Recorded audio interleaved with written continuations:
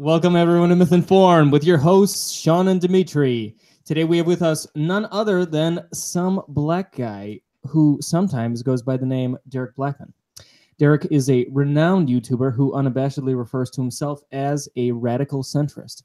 With a fan base of over 300,000 subscribers and growing, he regularly discusses social, racial, and political topics from his unique perspective, which is going to be on full display in September of this year at Mythcon in Milwaukee. Ladies and gentlemen, the embodiment of dank memes, Mr. Some Black Guy. Hey, thank you so much for that. That was probably the most impressive intro anyone's ever done for me, or at all, maybe. I don't even know. That's how we roll. That's how we roll. Hey, thanks for having me, guys. It's cool to talk to you guys. It's gonna be fun. Yeah, man. Thanks for coming on. So obviously, you know, things have been heating up in the comedy world, and I loved what you did on Roseanne Barr, the video you did. And if anyone hasn't seen it, check it out. It's extremely fair, as you know, a lot of your videos are. They're extremely fair. They're right down the center. Radical centrist is a perfect moniker. I think it's you know what. Like a junior member of the intellectual dark web. Yeah. Don't even get me started with that term, man. Intellectual drunk web. That's what he was when he was on the Poisoning the Well show. But yeah, man. So like the Roseanne thing, like what got you interested in that? And like, you know, what is your take on losing an entire show for a bad joke? Well, it's weird because it's one of those things where I had more speculations, but I was just going off of the evidence that was presented. Like she even said, she said herself that, oh, she was going off of her looks. Like this was, so I was just assuming like she apologized about that. So I'm like, oh, okay. But the thing is, I wasn't 100% sure that she knew that she was black, you know? So when Roseanne said that, she admitted it after. Yeah, exactly. Now that wasn't, she didn't say that, which I would have said that immediately. Yeah. That would have been like something immediately I would have tried to address, me like, I honestly didn't know that, but I found out through Joe Rogan talking about it, because he called her, or they called each other, whichever. And that was the thing, and to be honest, and this is something that I omitted from my video, is that I had to search just to make sure she was black, because it really could have been either like her skin complexion was like, oh, could be, could not be, you know. And so I just had to like confirm, like, oh, so maybe she did know, and that was kind of maybe a fucked up joke. But the whole thing is, since it was regardless, you say it was a tasteful joke, the way that it turned out to be, I thought that just, dropping someone's show, because there's an entire crew at play. There's a lot of things at play and at stake. And it's one of those things that maybe at the very least, maybe you want to write her off the show. Maybe at the, like, say, if you really want her gone, but now everybody's been punished. And it's really silly when you think about it, because with a lot of jobs, you have like maybe a third strike thing. You have like a couple of, you have a verbal warning, and then you get written up. And then the third one, maybe you're fired or something like that. So I think that maybe that was just way too harsh, like way too quickly. And it's just one of those things that it sets a bad precedent for anybody else that slips up. Like I saw everybody crying about Samantha Bee. Yeah. You know, like, and so I'm like, okay, yeah, she said that. Maybe it's distasteful. Sure. I don't want her to get fired. I don't like that's not what I want. I don't want everyone to get fired for saying something stupid. Yeah. You know what I mean? Because it's people are trying to make jokes, and maybe they land flat, and that's maybe just be like, all right, don't say that shit anymore. Okay. Try something different. When stuff like this breaks, or like the H&M thing that was months ago, obviously and there's a lot of things that have a racial element these days. You obviously have like a counterculture perspective on them, and that's why a lot of people tune in and they're like, all right, what's Derrick going to say on this? What kind of responses do you get? Do you get a lot of people saying, oh, thanks, man, for being real with us? Do you get hate? What's the percentage of like hate to love that you're seeing when you cover topics like this? Well, the majority of it's love, because there's a thing that's going on that, you know, we're all guilty of. We try to watch things that we kind of more we more think that we're going to agree with than disagree. So we watch our favorite commentary, people that are our favorite commentators, and you probably have a general perspective on what they're going to say. And I think a lot of people, that's what they come to me for. They're like, oh, I'm sure he's going to think this is nonsense. I want to hear his take on it. And then so people are kind of pleased with it. People that are usually finding me, or just the hardcore haters that follow, that they're subscribed and they just want to talk shit all the time. It's in the very small minority. But I always look for the constructive criticism. If somebody says something that it may be harsh, but there's a point to it, then I'm like, cool, like I that's totally fine. But it's still in the minimum too. But it's in the minimum because people that really disagree with me aren't flocking to me to try to like just take me down or whatever. And that's something that I've never necessarily advocated. I mean, I don't openly tell people to like, don't do this or don't do that. But it's just like, I'm responding to this person and I'm giving my opinions. Maybe you want to do the same thing in a video. You don't need to hound people and go on their social media and try to reply with all this snarky stuff. But back to the original point though, it's just, it's all right. And I'm okay with it. And like say the whole like centrist perspective, which I feel like there's a lot of people that don't even know what a centrist is, at least the way that I define it is just kind of literally trying to be in the center and then tackling an issue and then making the most rational decision from there. Than just kind of having, your ideals answer it for you, where you're like, oh, I'm a conservative, therefore this is my take on this, like automatically or something. Like if you're talking about any subject at all, and I just try to escape that because just because I may be a conservative or a liberal doesn't mean that may not be the best thing for me or the country or whatever. And I feel like, say people when they hear centrist, they're like, oh, you're just a fence sitter. You don't make up your mind about it. You agree with everything. And I was like, what? That's stupid. Nobody does that. That's not a thing. Mm-hmm. Do you think by virtue of the people that are around you? So typically folks who are centrist or not, let's call them non. I would just say independent. That was the original word that was used. Yeah, well, even independent. The people that tend to congregate in this space tend to be either slightly right of center or your real conservative like Candace Owens or whoever. So that tends to really, and those are the people that are friendly toward you. And then the real liberal kinds are going to be incredibly hateful. So does that not push you in a certain, like, since we started doing this, we all really started off with no opinions whatsoever. We started watching YouTubers, interacting with guys like you, and we got a lot of love from some people and like a lot of shit from others. And that does kind of start pointing your worldview, and it's really tough to stay nonpartisan on this stuff. I don't know how, have you seen yourself shift even a little bit? Not necessarily. There's people that, like, I sometimes had to come out and even say that where, for example, people were attacking Trump for things that were very erroneous. And what I was saying is, no, just criticize him for things that he's done, or like just be real about it. Stop trying to just slap all these buzzwords on him. So people immediately assumed that I was conservative. But I actually had to put out a video saying that, me defending him is not an endorsement.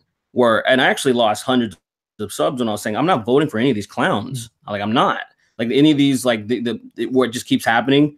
The most people with the most money and the most clout keep getting elected. And I'm like, this is stupid. I'm not partaking in this. There are better candidates. People are like, oh, they're losing their minds and shit. I haven't changed that. I've been like that since I really got into into politics in general. I've always been like, I had a lot of libertarian ideals. There were certain things that, like, a little bit, but I always just said independent. And I do see that. I do see the shift though from other people, like me trying to look at what other people are doing. There's definitely shifts going on. The people that I've not even grew up, but people I've been listening to on podcasts for years. Like what happened at the last Mythcon really shocked me. There was cognitive dissonance, Tom and Cecil. Oh, wow. And then I saw, oh yeah, I've been listening to them. I actually, just a little quick anecdote. There was, they would do these little bumpers before, they get into their next segments. And I called up they would always do voicemails at the end. And I called up and said, hey, here's a good idea for your guys' show. Why don't you do a Muslim call to prayer challenge? whoever can do the best one, maybe they'll win like a prize or something. This was back in like 2013, I think. And I started it off, and one of their bumpers, they still use it, like, because other people that called in. So I kind of influenced their show a little bit just by being a little cheeky. But I love those guys. I love their take on things. I loved they were very no filter. And then now I see Tom attacking Sargon. Well, not attacking, but just being very like vulgar, like kind of just really kind of just he was looking for a fight. Yeah, and he had to leave, which was crazy. Yeah, well, what's even funnier is like he showed up and snuck into the after party, like totally jumped the fence and whatever. and then yeah, he's looking for a fight. Actually, we know those guys too. Obviously, we came out of the atheist world. Cogdis is one of the bigger podcasts in that world. What's left, and so we knew him. We interviewed with them. At the Mythcon 3 the year before. Actually, funnily enough, out of all of the things, Cogdis was actually scheduled early for Mythcon 4 until they dropped out. They had something. They had a different con. I think it was the American Atheist Con. I don't know. Something happened, but they were actually speakers before Armored and Shoe. That's pretty funny.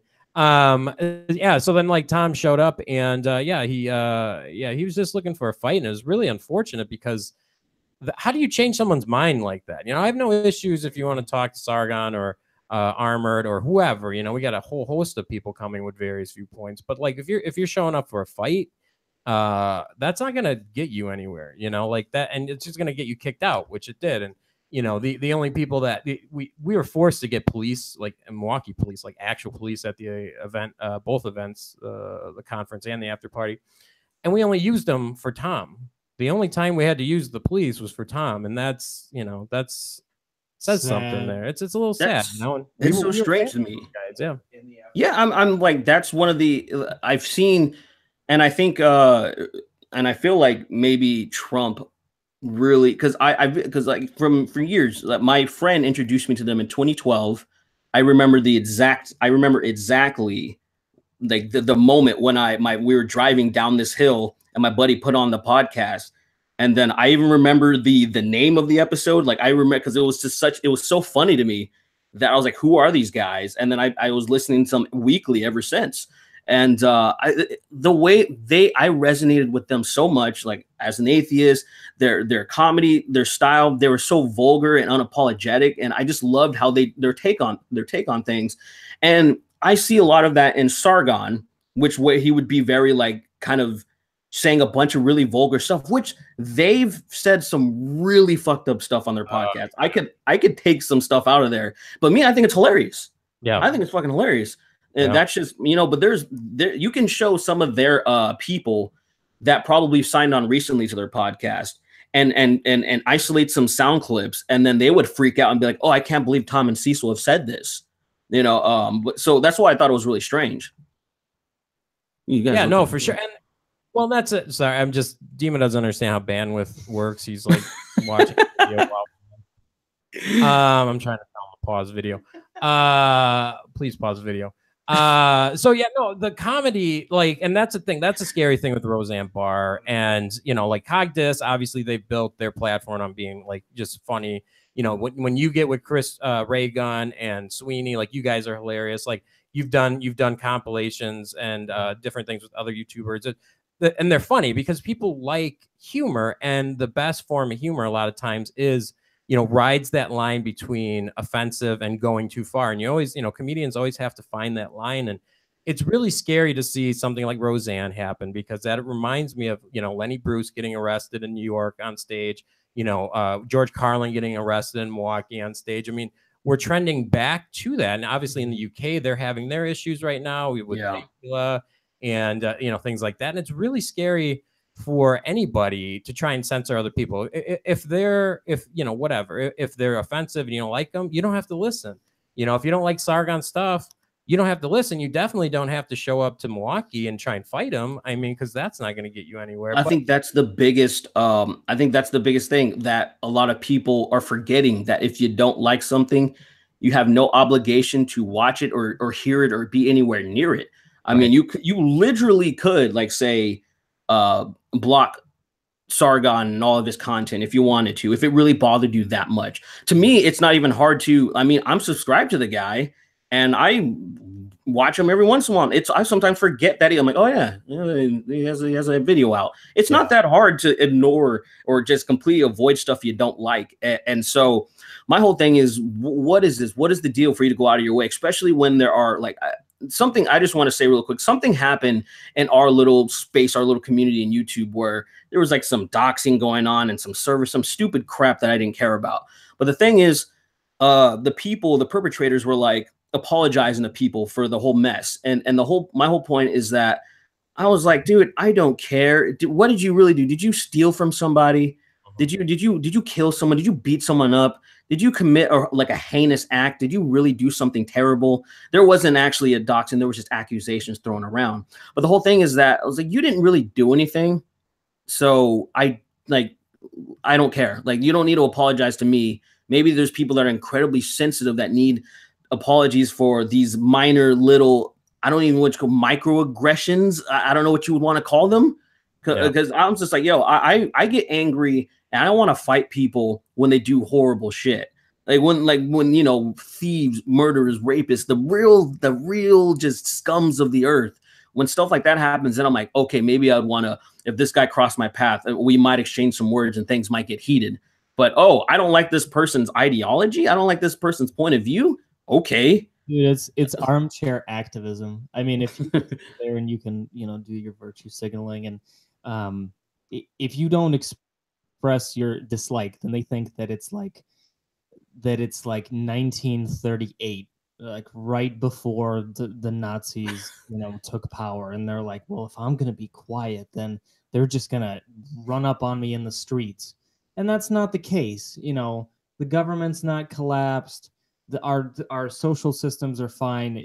This is just pure insanity. But people feel like it completes themselves. No, but no, I think it goes beyond that. I think there's just an innate thing in humanity where drama sells. Like drama, people love it. Like no matter if you're at work, I mean, people are always spreading rumors and gossip, right? If you look at the YouTube community, there's always drama. If you look at comedians in that stand-up community, there's always drama. If you look the atheist community, there's always drama, you know. And like, I think the people that do the best are the ones that can rise above and just ignore, because at the end of the day, it's just all nonsense, and it's really them trying to get under your skin. And not everyone can rise above. I think, Derrick, you probably saw the same interview I did with Joe Rogan and Ben Shapiro. I think it came out today. It's an amazing. Oh, the one they did on Ben Shapiro's show. Yeah, on his show. Yeah, that's why I just saw it last night. Okay, yeah, because I watched it like an hour ago, and so Joe mentions, he's like, these people just want the takedown. They don't care what the consequences are, what the intent is. Doesn't even matter, because news is on such a fast cycle, right? They just care about the takedown, and that's exactly what you're alluding to, Sean. Yeah, well, that gets some clicks, that gets them the attention and all that. But you know, Joe Rogan. So here, the interesting thing. So Joe Rogan needs to have Derrick Blackman on. This is the weirdest thing I've ever seen. A couple months ago, I think it was a couple months ago, Derrick, Joe had messaged you and said, hey, I want you on my show, right? Something like that. Yeah, something around that. And it was like, for me, like, so like I you know, obviously Derrick's coming to Mythcon. I'm like, I'm really a fan of his stuff. So I tried helping and getting that push through. And it's really weird because like, it's the easiest pitch in the world when the host is like, hey, I want this guy on my show. It should be the easiest pitch in the world. But so we're calling Joe out a little bit here. I'm sure he cares a whole ton. Yeah, Joe, have Derrick. I don't know if you forgot or what, but have Derrick on the show. Well, okay, so I've been trying to not, because I was thinking maybe I'm jinxing something. I don't know. I don't really believe in that, but it's just, I was like, what's going on here? So when Candace was on, okay, so when Candace Owens was on Joe Rogan's podcast, I was annoyed. So why would you be? You got the wrong black person. It's not even, I mean, it's not even that, because like say, and I'll get to that in a second. There was, so I sent Joe a DM just saying like what I think of Candace Owens, just real quick, just a little small message.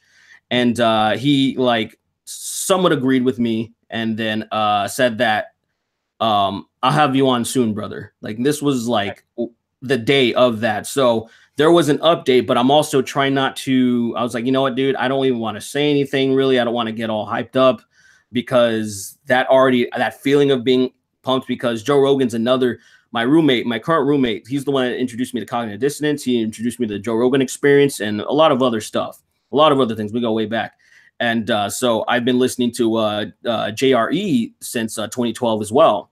Mm-hmm. And Joe Rogan's always been one of my favorite people. So I didn't expect that I would be on a show anytime soon, but I know that it was like a milestone. Yeah. And so I'm not tripping that. I'm like, okay, it's not a big deal. I'm still relatively small in the realm of YouTube and everything. I mean, I think about Candace Owens. She was hanging out with Kanye West. She just hung out with Trump and stuff like. And then there's me. You know, as far as YouTubers go on, there's like Philip DeFranco was on, Ben Shapiro's on YouTube technically, and the Amazing Atheist, TJ Kirk, which, you know, he's over 1 million. He's been around for a long time. So I understand that. Me, I was like, all right, I don't need to. I can't even be mad, even if he told me. I actually would be totally fine if he's like, hey man, never mind, like my schedule's a little bit too full. And I'd be like, okay, that's totally fine. I don't even feel, but he said he might get me on later. Now the thing about Candace, let me just say this real quick. Like say, I wasn't even like annoyed that, like say, it's not like, oh, you got the wrong black person on. It's that there are, like say, some black conservatives that I really respect. Like I have a friend, she's actually, oh, you know Josephine, yeah, she's gonna, you guys just talk to her. So like her, she, to me, even though like say obviously she's not on Rogan's radar, but like here's somebody who I genuinely respect, who has conviction, doesn't seem like a flip-flopper at all, doesn't seem like, you know, this is somebody that I would definitely I would love to see on Joe Rogan, even if it was before me, because if that's just who Joe wanted to talk to, it'd be cool. But just seeing that the experience I've had with Candace and other people in the community have had with Candace, we have our reservations. I don't, well, at least I'll just speak for myself, that I don't think that she's completely genuine. The way that she kind of acted towards when some accusations and where people were criticizing her, she was saying these crazy George Soros conspiracy. Oh, these people are left as being paid by George Soros to take us black conservatives down. And I was like, shut the fuck up, dude. That's not, how can, and then, you know, but that was before she really, really blew up. So nobody really remembers that, only like the people in the YouTube. So it doesn't matter, but I remember. So that's it. I mean, it's not that like, you know, there can be 100 more black people like me on Joe Rogan's podcast before me. I would be totally fine. It's just I just don't like Candace because she seems unauthentic to me. Well, it's good that there's an update. I'm really happy that there's an update. I was actually going to jokingly say all you need is Kanye to start tweeting at you, or right. Dude, I'm wondering, in like the clicky nature that we have today, where people try to put people in boxes. If you see someone who's black, who's not following the party line, right? Not super progressive, I bet you get lumped in with Candace, obviously Josephine, Nani, who we talked to, but pretty much anyone who disavows the SJW mantra, all of a sudden gets lumped into one box. But you guys could not be more different. At least you and Candace, I guess maybe you and Josephine are more similar in your viewpoints. How do you avoid that putting you in a box with other people? Well, when you're on the outside looking in, like when the normies or the general public, the general population, when they're looking at things, it's gonna happen. There's that's just gonna happen. But when people become fans of ours, when people actually want to listen to us, and then they'll be able to differentiate how different we actually are. Because there's a lot of people, when I talk about certain things, like for example, when I talked about Kanye and his 400 years of slavery comment, which was totally taken out of context. Well, kind of. Well, me, in my opinion, the way that I was breaking down what he said, maybe he meant something different from what he actually said, like the words that spewed out of his mouth. But people were trying to make all these different excuses and saying like, oh, he's just talking about mental slavery. But my whole thing was like, well, he said 400 years, which includes actual slavery as well. That includes the entire spectrum. And so to me, I was like, there was no way to spin it. It was a silly thing to say. Maybe not the smartest fucking thing to say. And there's people that are like, oh, you just don't get it. And I'm like, see, this is where we differentiate. This is where I'm actually trying to analyze what is coming out of his mouth and not just trying to assume what he's trying to say, because that's not, we can't do that. It's just like, I would never want somebody to put words in my mouth either. Even if it helped correct me, I'm like, oh, let me speak for myself. I will correct myself, you know? And it's one of those things that when, but I'm totally, I like that people are still along for the ride, you know, even if they do disagree, that's awesome.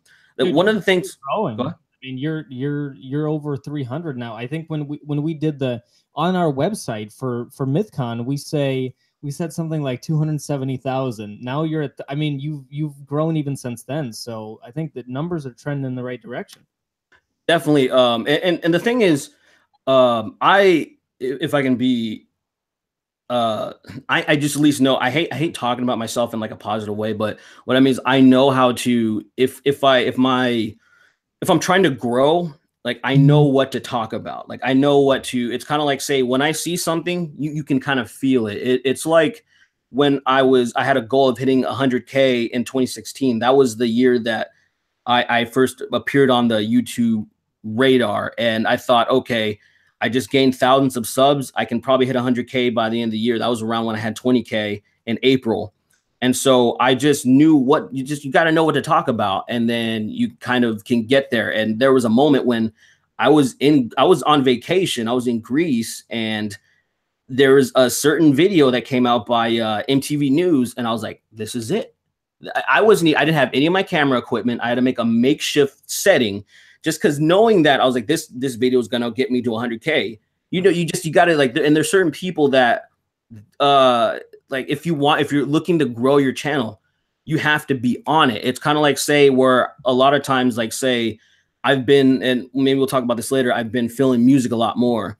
And then, so I've been kind of slowing down on the YouTube content. And, but I was like, I need to kind of keep moving forward. So even though I didn't really care that much about what happened with Kendrick Lamar and that the girl, you know, that she kind of screwed up on stage, or, you know, in his eyes and a lot of people's eyes, I was just like, oh, I just need to speak on this real quick, because I know that this is going to be something that's going to float my channel up. And then, you know, it's sitting at like over 400K views. 400K. Yeah. It's just something that you kind of, it's almost even intuitive. Where it's like, oh, I know this is, because sometimes it's a miss. Sometimes you think something's going to do well, but a lot of times I can feel it, where I'm like, there is a volcano, there is the crust is building up with the pressure, and there's about to be an earthquake. Things are about to go crazy right now. So it's just one of those things that when I try to give people advice, which is it's hard because everybody's trying to do their own thing, is that I'm like, dude, just keep your finger on the pulse. Keep your finger on the pulse. You know what I mean? Yeah. So, well, and you know, to Dima, to your point, I guess you started this off with like lumping certain creators together, like Josephine and Brittany Simon are both in the chat. Hey guys, they're both gonna be at Mythcon. Brittany Simon's got her work cut out for her. I can't wait to see this. But unfortunately, like, that's just the way people are. Like, you know, YouTubers get lumped into a group. Then you have like the anti-SJWs. They're all lumped into the same group. Then you have, you know, comedians. They're all lumped into the same group. Then it's like Hollywood versus YouTube. And then you have those groups. And I don't think you can really worry about that so much. Like, you know, what Derrick's doing with his content, obviously it's, you know, he's hitting people's buttons. People are interested in it. And Josephine's doing her own thing. And, you know, Blair's doing her own thing. You know, everyone's got their own little take. So I think the best way to do it is just to try and stay, you know, just try and stay true to what you are. And, you know, I've seen a lot of YouTubers that really like, that's what I love about you, Derrick, and a lot of the, I guess, quote unquote, anti-SJWs. It really annoys me. Like, I've seen some YouTubers, like, they'll just be talking to you normal, right? And like, you're just talking or whatever. And then as soon as the camera comes on, it's like this completely different character. Kathy, like, I can't, Newman. I don't know who that is. Kathy Newman? Who's Kathy Newman? Ooh. Dude, Peterson? Okay, like no, completely. but she's not a YouTuber. No, but she was like one. No, I'm Just using her as an about, example, though. Yeah. No, you I'm didn't get talking it, about so. like Jake Paul and like his crew. Yeah. Like as soon as the cameras go on, they're like Joke is completely different. But it's just you know, like the people that like you guys are just you keep it real, and that's I think that audiences do you know, see that and they respect that. And Oh yeah, I mean, I can just say that I was talking about I don't remember who I was talking to, but I was talking about brand deals not too long ago. And there was something that I didn't want to do is because there's something that I definitely didn't believe in.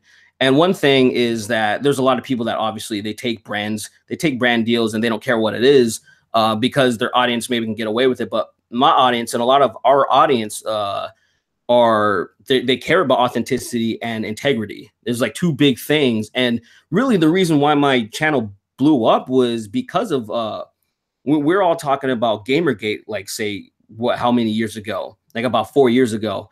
And one of the biggest things was about journalistic integrity. Everybody was just like, we just want people to be real and honest. Stop like trying to do all this shady stuff. So that's how people are appreciative when I'm just being real, when I'm not trying to give you what you want, which if I wanted to be much bigger, honestly, I can just take the Candace Owens route.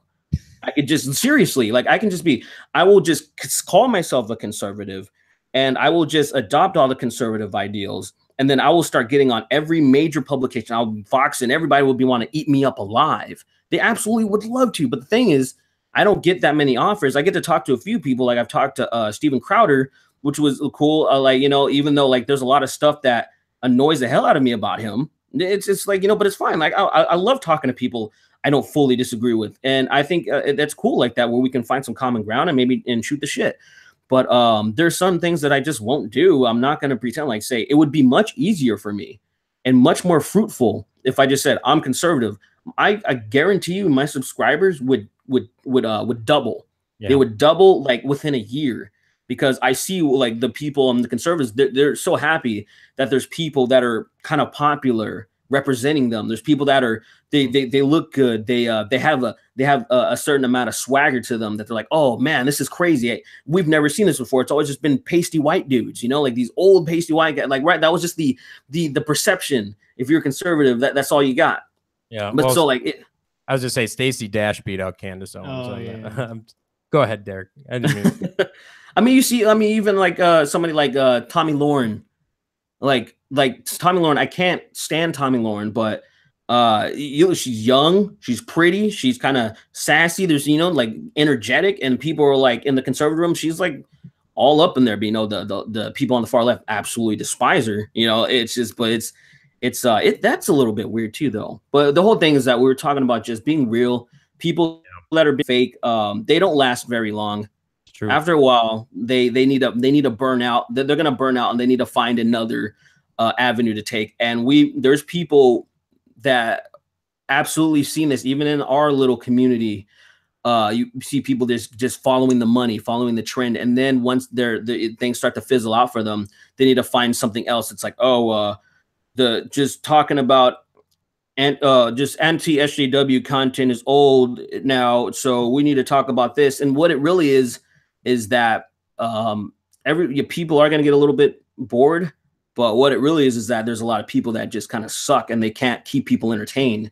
Because if you're good, if you're good at your job and you're good at what you do, people are going to like want to listen to you no matter what you talk about. Now, I'm not the shining example of that, because I still have like my videos that don't perform very well. If I talk about something that's not completely in the interest, like I'll talk about maybe a video game here or there, and most people aren't here for that, but I still get tens of thousands of views, maybe 50, 60,000. That's still, in the grand scheme of things, people will remind me, I'm like, dude, that's still a fuck ton of views. Think about that shit. No. Think about how many people are watching. And I'm like, that's true. I just got to like remember that.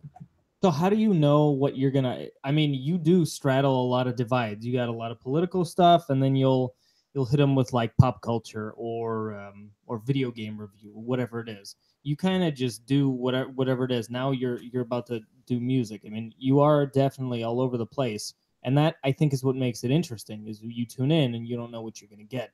How do you figure out what do you roll out of bed, you know, What do you do? Take us through the day. Is your breakfast game strong? Like, what's Not at all. I am definitely chaotic. And you know what's funny? Jordan Peterson noticed this about me, and I think that was one of the reasons why over a year ago I thought it was really strange that he wanted to talk to me. I was like, I got to talk to him before, you know, he talked to Sargon or any of these other big players, right?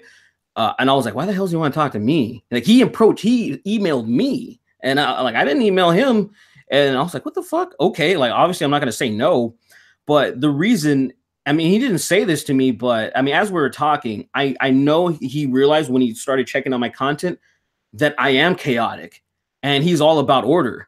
So he was like, you know what? I think he would benefit from a talk. He would benefit from my self-authoring thing. But here's the thing: like as an artist, order isn't in my best interest. It doesn't like say when you look at a lot of people that are very artistic, the house looks like it's a mess, right? But they know where everything is. Yeah. There's a lot of different things, man. It's just this is how I've always been. I will try to be orderly. I try, but it doesn't work for me very well.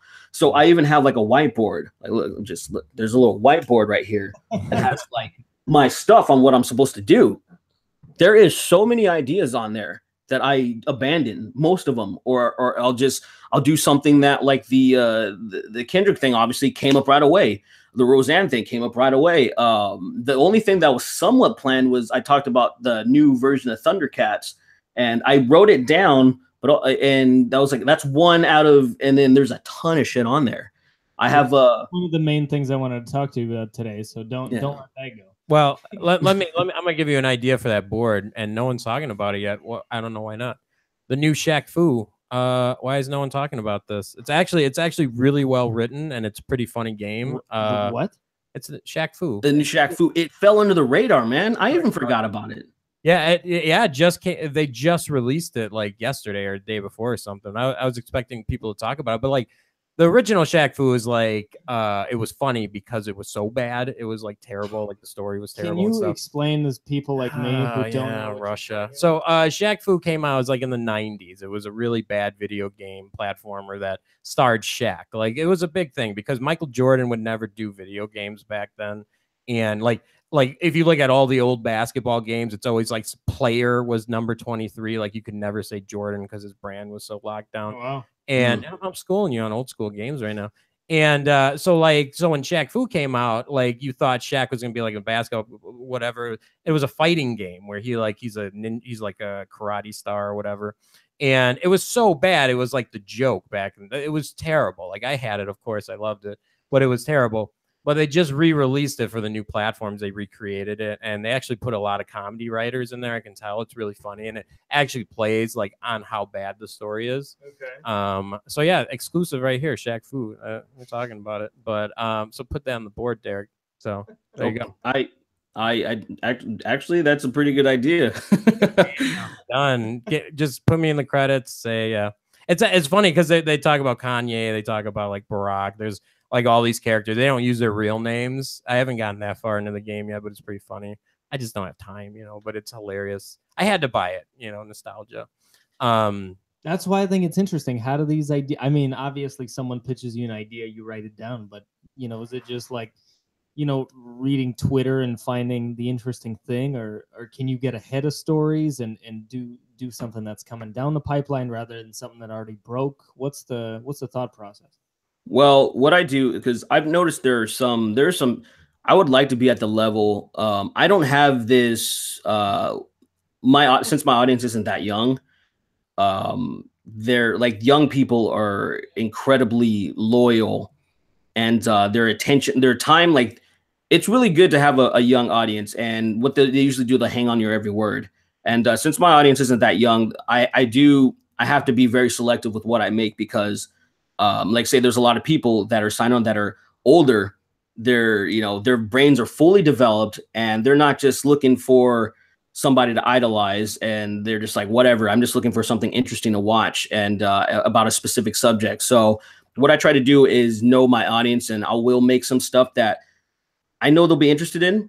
So I do have a second channel to where I do want to go in a different direction, just put whatever just anything that I want, I will put on there. But for now, what I do is I will just save stories and I'll sit on them for a while, and then I'll think like, okay, what can I do with this? My favorite thing to do is, and unfortunately, there isn't that many videos anymore, but it was just like the whole, like when everything was booming, there was just people making really silly videos, MTV, BuzzFeed, and all this stuff, just making really silly stuff. And what I can do is take the piss out of it, because I really liked, I'm very quippy. And so I would like to I pause the video, and I'm talking about 100% improv.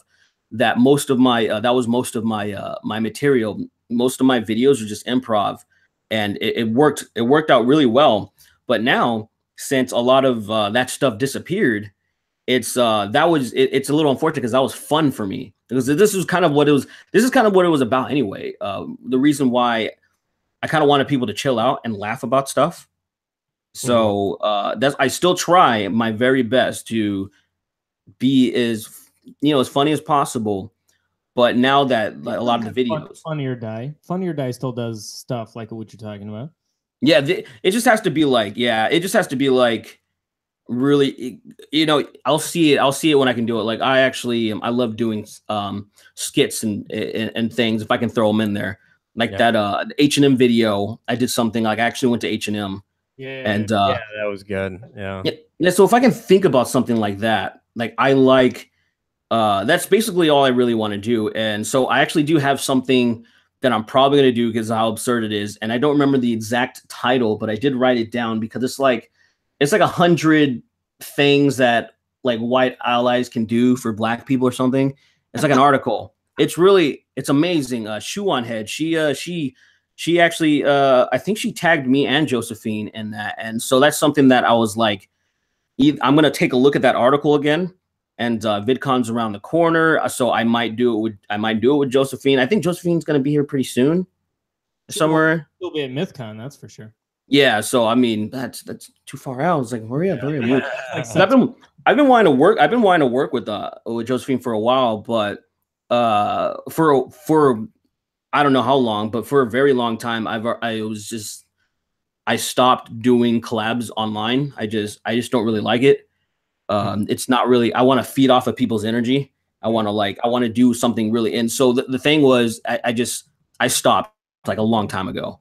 So if you look at my Twitter series where we just read stupid tweets, I've been just going to people. I just filmed one yesterday, and that's essentially all I kind of want to do. So I'm really looking forward to meeting people like Josephine, so we can just get in the same room and vibe off the energy and just read some stupid shit and just take the piss out of this stuff, man, because like I said, I got on YouTube to be a gamer, right? Like, I was just gonna like play games and be reactionary. Like, we didn't go through your origin story, man. You might as well tell us now. I mean, yeah, okay. So that's just, it's weird that I ended up here, because I didn't want to do anything. I had a political channel back in 2010. I would talk about atheism and I would talk about politics. And I abandoned that because I got burnt out within months. It's just ridiculous to just keep that up. So back in 2014, I just created a channel real quick, and I started getting into like a lot of this stuff, and I started researching gamers and how people were. I started seeing the biggest ones like PewDiePie, Markiplier, KSI, all these people that were just not really doing much, but they were tens of millions of subscribers. So I thought I can probably do the same thing, at least get a piece of the pie. And that's when Gamergate happened. That was around the time where all these things that I'd never really seen before. My biggest encounter of any type of PC culture was just dramatizations and bullshit on, like, say, Married with Children. Like, I would see things on there, and I'm like, oh, that's silly. Like, I doubt there's people like that in real life. Like, oh, what are these? I didn't really know anything about radical feminists, and I never encountered them. You know, even being in California, I knew hipsters. I knew like people, these weeny people that were just very sensitive people, but it was just, we still came together and listened to the same music. Yeah. So when I saw this crap happening and just seeing that people were interjecting their ideals into our hobbies, into video games, me reading articles like this, one of the websites I used to read all the time was Kotaku. It's just, and then all of a sudden I'm hearing about straight white men and toxic masculinity and shit in these articles. What the fuck? What is this? Like, this has nothing to do with Borderlands. I was like, what's going on here? Like, this was like, it was weird. So naturally, I started saying some stuff too. And the first video I ever did was about metal, because they tried to do the same thing. The SJW started to do the same thing in the metal community. They're like, oh, it's so toxic masculinity, and so sexist, and I was like, it's holy shit. And me, like, I was never a person that really cared about the, like, say one of my friends who really identifies with the metal scene, and he dresses like, you know, he just looks like a metalhead. He looks gross and shit. But I like the music. I don't resonate with the lyrics at all, you know, like any of this stuff, but just the music sounds great to me. And just leave it alone, like, because that's all it is. It's art, you know. So that's basically how I got into this, where people were just attacking these art forms, you know. Like, I've seen some really weird shit, some art that, you know, stuff in a museum that maybe be gross, and people saving up their urine or all this weird shit that I would never be into, right? I would never be into it. But you don't see me with a picket sign or petitioning to be like, take this stuff out of here. Well, why? This grosses me out. I'm like, I don't fucking care. It wasn't even on my radar. So, I mean, that was essentially why I started making stuff. And then, you know, me talking about metal again was what put my channel on the map, just talking about a specific issue that happened. And, you know, me knowing that being a black guy that listens to metal is very scarce. You know what I mean? It isn't very prominent, obviously. So when you even see, if you look at music videos where there's like black singers or something like that in the metal community, it's always mentioned. You always see people saying stuff like, wow, I've never seen a black guy in a metal band before. And I'm like, really? In this day and age, you still haven't? Right. Like, I was like, because to me, I'm like, okay, there's enough big bands up there to where you should have seen one, but there's still people that don't know. There's still people that have this perception that no, black people don't only listen to hip hop. And, you know, and black people, they all have this kind of Southern kind of a dialect, right? And it's like, no, it just depends on where the fuck you're raised, man. Like, there's people that literally don't think about that until they come across it. It's fucking strange. But anyway, that was, I digress. The death of art. Yeah, I wanted to come back to Thundercats, man. I was looking for my opening, my movie. Sorry. Because I love that video. It was, you know, I didn't even, you know, we shared a childhood, man. Or it feels like, at least, watch the same shit. But I've noticed this bastardization, this trying to make $1 on nostalgia, which is great. Do it. Helps me. Mm-hmm.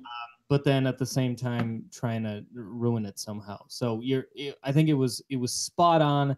I wanted it. Sean's a big 80s, 90s nerd. Yeah, my thing was more like the Super Mario Brothers show with Link as the cartoon. That's what we were excited about. Well, that's why I wanted to know what was your favorite thing growing up that you don't look forward to getting absolutely wrecked? You didn't think about this? I already got one. Don't worry. Oh, what's yours, Dima? Mine is by far. This is my favorite cartoon growing up. Was Gargoyles. Gargoyles was good. Gargoyles was the absolute shit. It was good. You know why Gargoyles was good? It was dark, man. It was good because it had to. It was specifically made to compete with Batman the Animated Series. Yeah. Really? Mm-hmm. Yes. So they had to make it good because obviously that was the shit. Like, that was the pinnacle. So they made something. Batman was drawn on. Wasn't it the one that was drawn on black paper with other colors, and so that's why it looked. It was Warner Brothers. It was a very specific form. I was never a big fan of it. Gargoyles really had that like Avalon, fucking King Arthur theme, but with New York and like it was really good, and every character was a unique character. It wasn't like Transformers where the robots didn't really have a lot of personality. Not much depth, yeah. Yeah, this was like. Mwah. You think, but I don't think it's big enough for them to redo it. You know what I think was big enough for them to redo was maybe Darkwing Duck. That was pretty big. It was big for how fun, you know, like a lot of people. We're talking about like more, not not masculine, but like more heroish. He was a hero. Yeah, but kind of. What about He's like Inspector Gadget? He's like a goofy ass. Nah, Powerpuff Girls. he's like a goofy ass hero. I'm thinking like Voltron, like Thunder, Ultraman. like. I mean, look at they redid Voltron and it was fine. Yeah, like it's on Netflix. They're on like the third season or something. Bitch. Yeah. I know what I'm doing when I get home. And they redid Power Rangers, and I thought that was fine too. And, wait, what are we talking about? They what did you think was fine? I thought the movie was all right. The movie was all right. I think we're gonna have to end this right now. Oh, it lasted. Really? Yeah. I mean, like, what was wrong with it? Okay. Do we have like another hour to talk about this? I didn't get into it that much. Okay, so definitely here's the thing. So I know it was made for an audience that like Divergent and what was the Hunger Games and stuff like that. It was made for that audience. Yeah. And I'm like, okay, whatever. The thing that it was mainly missing is that the Power Rangers is mainly an action show. Yeah. Like it is an action show. There was almost no action in that thing. That's the biggest problem. It was really strange. So I was like, okay, I don't really care about cheesy dialogue or whatever, how dramatic they're trying to make it. I don't even care. Like, say, even in all the series, there was very little backgrounds, and especially when Saban was like taking the reins for everything. Yeah. The only time when Power Rangers actually had some depth to it was for a little while. Disney had was taking the reins, and they did like Dino Thunder, they did SPD. And when they did like these different like things, and this was like way later, obviously like decades after this shit. But all of a sudden, people started getting characters and shit started making a little bit more sense. And I started liking what they were doing. Like they're like, oh, at a certain point, I was like, these people are like fucking actual police. They're like Space Patrol Delta. There's an academy that you can join. It's not just some weird head giving random teenagers shit. That's weird. It's really weird. That was in space when they after Turbo, whatever that one was called. Wasn't it? Yeah, when they went, they did in space. They did in space, and they did Lost Galaxies. I'm all about this shit, dude. And so all I really wanted though from the Power Rangers, the movie, I wanted just good choreography, good action. Yeah. And then I would have been satisfied because obviously I don't need a story. Just like say when I watch the Fast and Furious franchises, like the newer shit, I don't need anything to make sense. I just want sweet action. I don't care how like unbelievable it is. Now the thing is, I can't even. The putties, I don't even know what the hell they were. I don't even know what that was. Yeah. They barely did anything. I was just so disappointed. I guess I was just happy that they did it and the graphics looked decent. I'm with you. Like it definitely wasn't like, the end all be all. There was a project and I'm forgetting. Oh, the dark one. The dark one with I saw if they green light that shit, that's gonna be like the Black Ranger's like banging some chicks and like and he's like doing coke or something. Yeah, the Red Ranger got his head chopped off and or is it the Blue Ranger? No, it was the Red Ranger. He got his head chopped. I don't know, dude. But it was insane. Like the rated R version of what we all want, which we're old enough to watch that shit. Yeah, right. That's what I'm saying. Like that would have been amazing. That would have been great. Like, that would have been amazing. And that was even Katie Sackhoff was in that too from Battlestar Galactica, BSG, whatever. Yeah. I was so like I was like, dude, yeah, this is what we want. I get it, the kid thing. But they also how did it not move forward? I mean, it didn't move. I think it was funding. I think it was some of it. I don't think it was funding at all. I honestly think that it was because even like say the Green Ranger or the actual guy, Jason David Frank, he didn't really like it. Like because he's really? Yeah, he didn't like it because it's like, oh, it's too R, because he's like thinking it's for the kids. Power Rangers has always been for the kids. Mm-hmm. So it's a generation of kids growing up that would appreciate that. That would have ate it up. Something for us, and if they're not going to do that, then take a franchise that could have been something like to bring back VR Troopers and make that into its own. I mean, that was like supposed to rival Power Rangers, never did. Yeah, that was dumb though.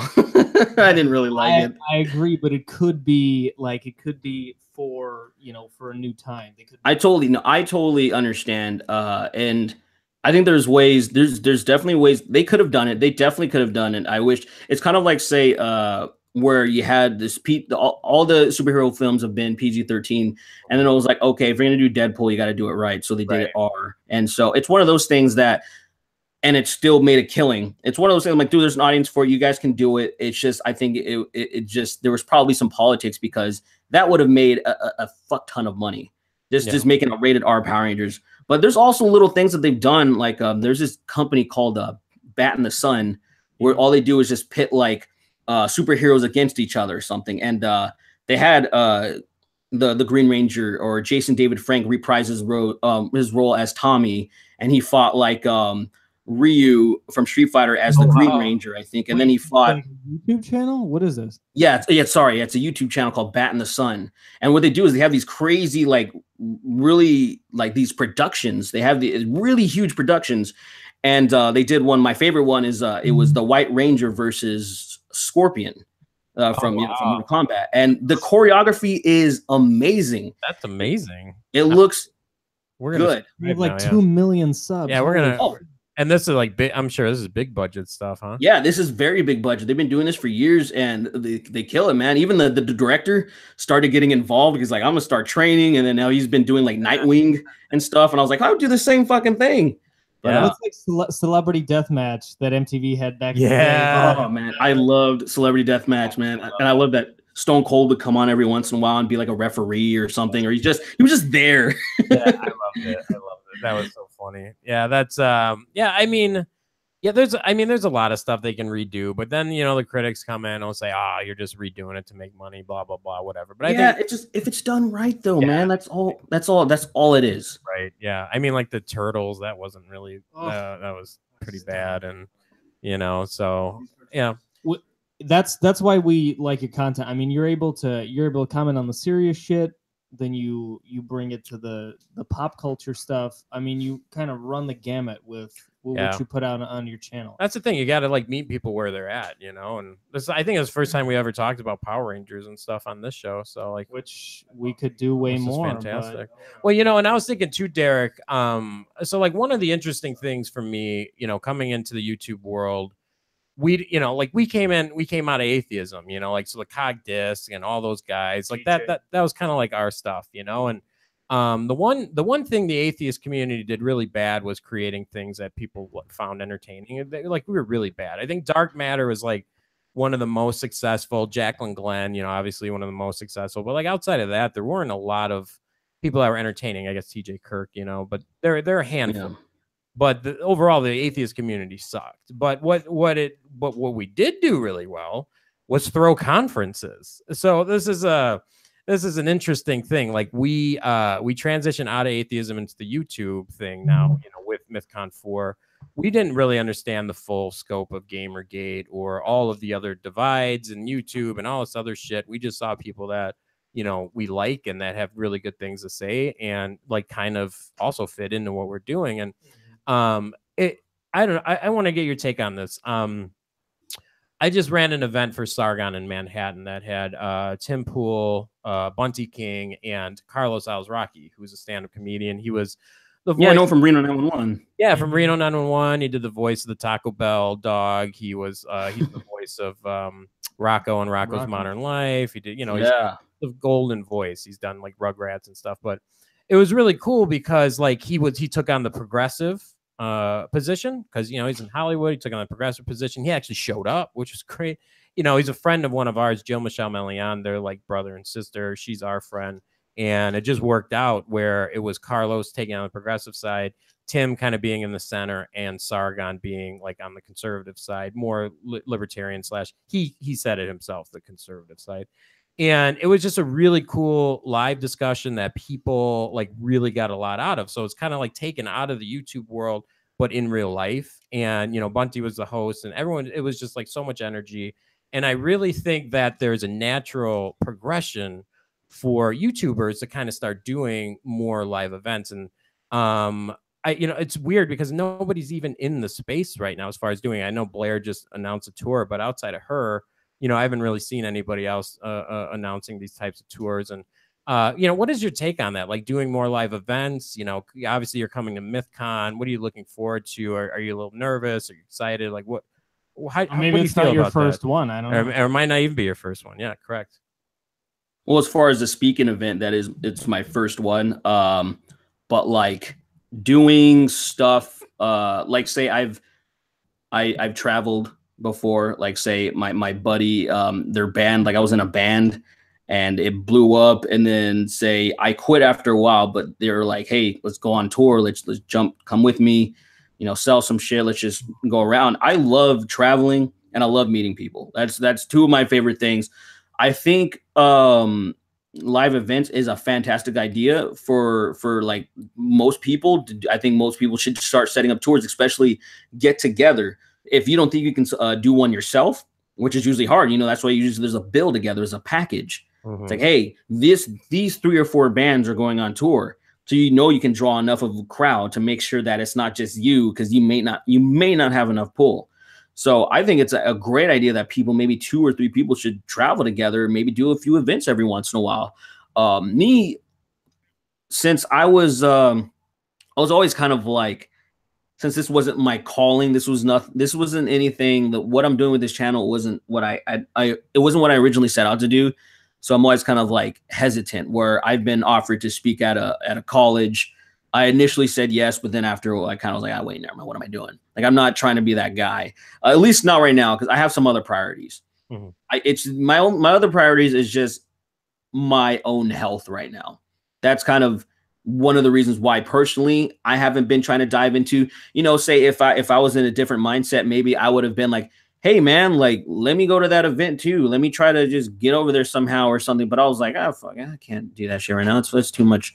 It's too much to think about. But once I get my health in order, I'm talking about like say mental and physical more than anything, then it's like, all right, maybe I can really try to start to collaborate with people and try, because I really do think it's a good idea. I really do think that if it are possible, and hopefully that people aren't going to try to act a fool, like say when these conservatives or whatever try to have these free speech events or whatever the fuck, just hopefully stuff like that can be avoided.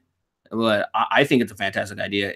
And I think maybe, like I said, if I'm still doing this stuff in like a year, then probably I would be looking to do that. And I just signed on with Full Screen, an MCN, which normally I was like, why would I ever use one of those people? All they do is steal money from you. Like all those multi-channel networks, like they do nothing for you, and then they just collect like 10%. But they told me some stuff, and they kind of got me on board. I was like, okay, cool. I'm down. They want just like with Blair White, they want to do a tour with me, but I was like, maybe later, fuck off. But they got me like say they got me a badge for VidCon. They're doing a lot of cool things for me. So I might, if I stay on with them, then maybe I will really start working towards that, man. Because that's cool. Yeah. That's cool. Yeah, we're trying to build something like that on our own. I mean, the Sargon thing was kind of like the pilot. Because we have a lot of experience doing this, we find a lot of enjoyment out of it. And we think it makes sense, because it breaks up some of the monotony of doing the videos and some of that, but it also allows people to engage with their audience. And I totally think you'd be awesome on tour. And, obviously a lot of the people in the social justice world, I really think it's different when you're live, because you have more like freedom, you're not going to, like you can do more creative stuff. Like you're talking about skits and stuff, and yeah, you can have some fun with it. And, but yeah, as far as Mythcon goes, so you're going to be speaking with Marissa Janae Johnson on stage, and we're really excited to have her, really, really excited to have this conversation, because I think a lot of times Brittany Simon's moderating this one too, so it's going to be really good. She's going to do a fantastic job. And a lot of times people like to, they like to talk about this stuff, but kind of like to their own bubble, kind of to their own side. And I think they give us a good opportunity, because you're respectful, Marissa's respectful, obviously Brittany's respectful. I think you guys are going to get into some good stuff, kind of where, where you guys agree and where you disagree. And I think you guys are going to start pulling out some stuff that, people can kind of think about. Like, are there certain things, we haven't done the prep call with you and Marissa yet, obviously. So I'm kind of throwing a curveball at you a little bit here. But I mean, as far as like, are there certain things that you're like, yeah, I want to make sure we talk about this or that, or are you just kind of game to go with it? No, I wanted it to be as kind of as authentic as possible, to as it possibly could be, with just not knowing, like, say, what, the smart thing for me to do is, if I wanted to really, I was like, oh, let me study up on her, let me see what she's about and what she's been doing. But I'm like, okay, I have an idea. I already have an idea. I know who she is, and so it's kind of like, I just want to see. Let's talk about certain things and see where it goes, and see where maybe we can, maybe I can learn something, vice versa. Maybe something can happen, because I'm always looking, I'm always open for a conversation if people want to have one. The problem is, there's a lot of people usually on the progressive side that they're not looking for a conversation. They're looking, like I said, they're looking to win. They're looking to one up somebody. They're looking to, oh, look, I crushed this person. Someone like another person, Thomas Smith, is somebody that I respect too. Somebody that I would listen to his podcast as well, and because he had T and the B, and when the way that there was what happened with like Sargon, for example, the way that it went down, like that interview thing, like I was like, what the fuck is this? Like, this isn't like, what? Why would you want? I mean, is this the route that you really want to take? Right. Like, and is that the type of perception that you want to give off to people? Like, because I find it so strange. And I'd be like, no, I would love to talk to Thomas. I would love to talk to Tom Cecil. I'd love to talk to, I would even, if like, say someone like Cult of Dusty, if he was actually genuine, because I know he's genuine with his thoughts. And I'm still subscribed to him, and I've been watching him for a long time. But the way that he treats me and my friends, I'm like, fuck this dude. It's one of those things. I'm like, if you just come at me correct, right? Just be a nice guy. Even if you don't like anything I have to say, let's just hear what we have to say and see what's up, man. So I'm definitely looking forward to it. And I'm definitely looking forward to see what happens, because it can be very fruitful. I mean, it could be a disaster, but I doubt it. Yeah. He's gonna be there, by the way. So you're gonna. No, he's not. It's all a joke. He was doing like something out of Footloose where he wanted to like do a dance competition. All he was trying to do is troll, like get under people's skin. He's not coming, man. That's his shtick. But like, he totally can't. Yeah, he's more than welcome. I see people like sharing this narrative that we banned him. We haven't banned anyone. He's more than welcome to come. And that's the thing. Like, we watched Dusty too, like early on, again with the Atheist creators. He was one of the big ones too. Absolutely. And it's just sad to see, that some of these games that are played, and yeah, with Thomas, it was unfortunate. Like, we wanted to see more of a conversation. That was the actual legit criticism we got from that, was people wanted to see more come out of that. And that's why we're attacking Mythcon 4 a little differently, with having moderators for the panels. Mythcon 5. Or Mythcon 5, sorry. We're already on 5. Yeah, so Mythcon, so we want to see more come out of these things. And yours is going to be hot. I mean, yours is hype. That's going to be a really good one. I mean, pretty much all the panels look really exciting. But in specific, there's a lot of people excited for that one, and it's going to be a good conversation, because she's been doing this her whole life. You're her whole professional life. You've been, obviously focusing on these topics for a very long time. You're well informed on it, and it's going to be good, man. Like, and finally to actually get good conversation out of it, instead of people throwing mud and talking shit. I think, but live is cool. I mean, being able to meet your fans, like, real, I mean, in the flesh, that's we've been told by folks that came to Mythcon 4 was a really big deal. And who knows, I mean, it's a dry run. You'll go through this, and if you have a kick-ass time, I mean, like Josephine was saying in the comments, she's down to go on tour with you. Absolutely. You guys could do like idea. to come up with a creative name for yourselves. I was gonna say, you're not the names guy. Let's not go. Whatever. Yeah. But no, I mean, Black centrist duo. And that's kind of like my idea too, with like going to different cities, like with Manhattan. I know I reached out to you. I reached out to a couple people to see if you guys would be interested. But like, yeah, going in different cities, mix and matching people, having different conversations. I think it's cool. And yeah, man, we're truly honored to have you, dude, and super excited. And thank you for doing this. I know we've never met you in real life, and it's sometimes, hopefully our reputation stands up to it. We stay as professional as we can be. Like, we really respect everyone that comes. So we're truly excited to have you and everyone there. So yeah, everyone check it out. It's gonna be September 22nd, 2018. Derrick's gonna be there. Blair, Sargon, Marissa. The list goes on. Brittany. A ton of people there. So and Derrick, we didn't even get a chance to talk about your upcoming ventures. Yeah. Your music. Can you talk about it at all? Yeah, I mean, I can just talk about things that are like I'm kind of dipping my feet into. Like say one of the reasons why I haven't been putting out as much content is because I've been there's two things I've been focusing on, music and podcasting. So there's like 3 different podcasts that are that I might be a part of, but everything is kind of. Can I just chime in there? It's so funny. Yeah. Like seeing like you doing the podcast and like Chris is doing podcasts. And there's some other creators that are starting to do podcasts. It's just funny to me because like we did the podcast thing for 5 years and we have a pretty decent audience on our podcast. And then like we are trying to transition to more of the live stream now. So it's just funny seeing you guys go the other way. I just had to point that out. Yeah, I've always wanted a successful podcast. I remember even so around the time I started heavily listening to them in 2012. I first was just doing little things on my cell phone with my friends. And then it got a little bit more serious where I had this podcast in 2013 called The Chaos Dimension, which we did like 3 episodes. And it was so fun because all we would do was just get drunk. And then we would talk about whatever was kind of in the news. Like we talked about the Boston bombing because that's what happened around that time. And we were just covering all the angles where, of course, we were covering the Alex Jones conspiracy angles. And it was so good. But frogs. Like what? Like it was basically like that type of. It was on the level of gay frogs, but before the gay frogs had happened. But it was cool. But then I tried again with my roommate. I had a podcast called Horse and Ape. The name came about because we just had a horse and an ape mask, and we took a picture one time. And then it was just like, oh, let's just do that. And then it got extrapolated into a podcast, into art and all this shit. And we did like 7 or 8 episodes.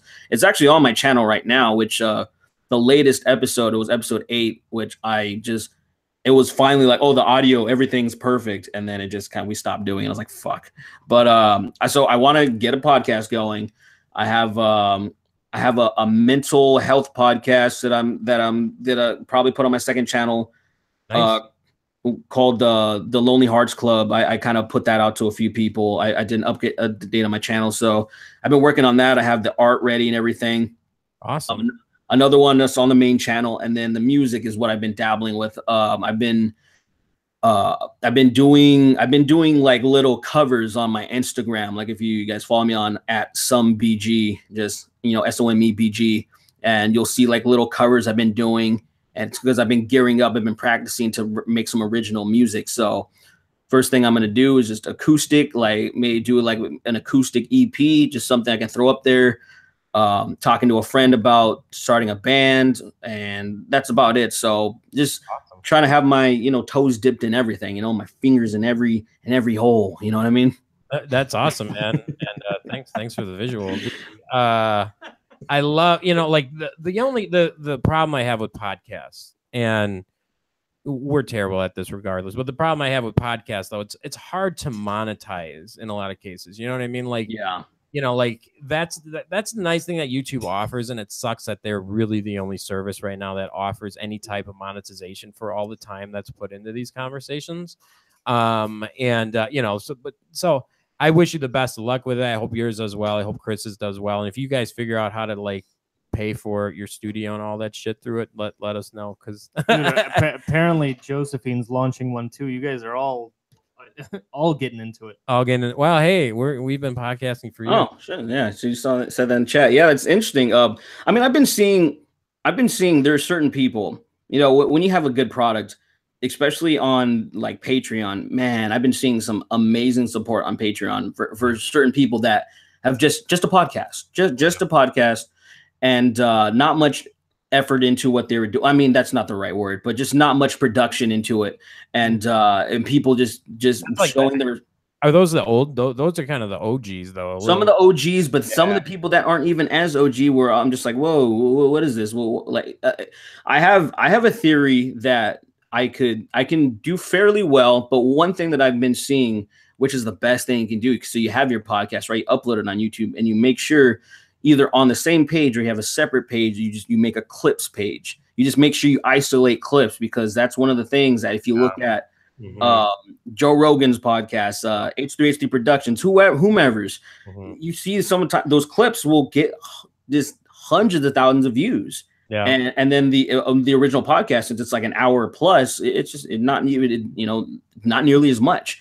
And so I think that there's a lot of times people ask me to speak about certain things, and I don't feel like making a video about it. So I thought this was the best thing to do. Let me take these, I'll integrate them all into the podcast, and then I'll isolate those. So if you just want to hear specifically about this, then you have access to it. And it's gonna be a lot of work if I'm doing all this stuff, but I need to be. I've been lazy as fuck, man. I really gotta keep myself busy and try to do something, man. You know what I mean? Well, that's more shit for the board. It's just funny that you think that way, because there's actually a lot that you do. So it's funny how motivated people are like, man, I didn't work enough. You know what I mean? Like I fall in that trap too, where I'm like, shit, I'm not doing anything right now. What can I be doing? You know? So, but it's good. It's good to think that way, and always trying something new and something different. That's how you stay on it and stay relevant. Yeah. But Derrick, thanks again, man. Thanks for taking all the time. We'll just talk real quick about Mythcon off air a little bit, but thank you so much for joining us, dude. It was really awesome, and thanks to chat. Everyone's really good chat this time, so it was really good. No, we're looking forward to September, man. We're looking forward to it. I don't know if you've ever been in the Midwest, but if you haven't, I have. The band that I went on tour with, they had a show in La Crosse. Oh shit! Yeah, that's where my wife went to college. Yeah, awesome. Oh, nice. Yeah, that was nice. I was freezing, obviously, but it was good times, man. Yeah, that's La Crosse is just about drinking, man. Yeah. Which is where we're at too. So. Yeah. So well, thanks again, everyone.